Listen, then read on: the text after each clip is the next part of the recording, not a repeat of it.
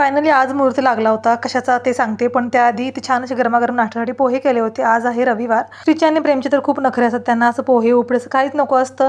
चपाती भाजी नेहमीच हवं असतं. त्यानंतर मग चपाती वगैरे केलं आणि फायनली दसऱ्याच्या झाडाला घेतलं. तसं तर खूप उशीर झाला होता, कारण उद्या घटस्थापना आहे. आदल्या दिवशी आम्ही सगळी साफसफाई वगैरे करायला घेतलेली आहे, कारण यांना रविवारी सुट्टी असते. आणि कलरिंगचं काम पण काम करायचं होतं, कारण 2 वर्ष झालं ते काम रखडलं होतं.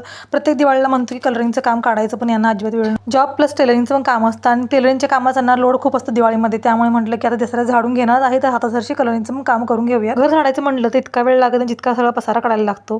सगळा असा पसारा झाला होता हॉलमध्ये आणि किचनमध्ये. आणि भांडी तर माझी मोजकीच आहेत, जास्त नाहीत. दिसताना कमी दिसतात, पण काढल्यानंतर कळतं की अरे बापरे, भरपूर भांडे, कुठून एवढी भांडी आले आहेत असं वाटतं. सगळं असं पसारा बघितल्यावर हेच कळत आहे नेमकं सुरुवात कुठून करायची, आणि डोकं पूर्ण असं बधीर व्हायला होतं.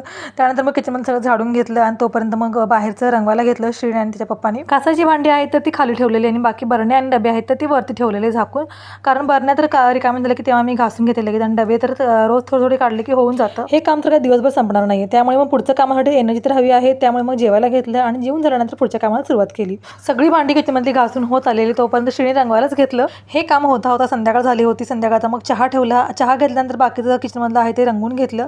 रात्रीच्या जेवणाला मला फक्त करायची होती मिसळ, कारण दिवसभर साफसफाई करून कंटाळा आलं. त्यामध्ये मग चपाती भाजी करा, खूप कंटाळा येतो. म्हणून मग आधीच ठरलं होतं की मस्त छान अशी मटकीची मिसळ करायची, म्हणून परवाच मटकी भिजत घातली होती. आणि रंगवताना सगळा असं शेगडीवरती कलर पडला होता. माझ्या लक्षात आलं नाही की वरती काही झाकायला हवं, म्हणून मिसळ केली. आणि मग त्यानंतर आम्ही गेलो गणपतीला, कारण माझा आज वाढदिवस आहे आणि बाहेर दिवसभर कुठे जाता आलं नाही. त्यामुळे म्हटलं की छान गणपतीचं दर्शन तर निदान घेऊन येऊया. गणपतीला जाऊन आलो. त्यानंतर मग आम्ही जेवलो आणि जेवल्यानंतर मग प्रेमनं किचनमधलं रंगवायलाच घेतलं. फक्त एक हात प्रायमरचा देऊन झाला होता, बाकीचा मेन कलर आहे तो द्यायचा होता. किचनमधलंच रंगवेपर्यंत रात्रीचा 1:30 वाजला होता.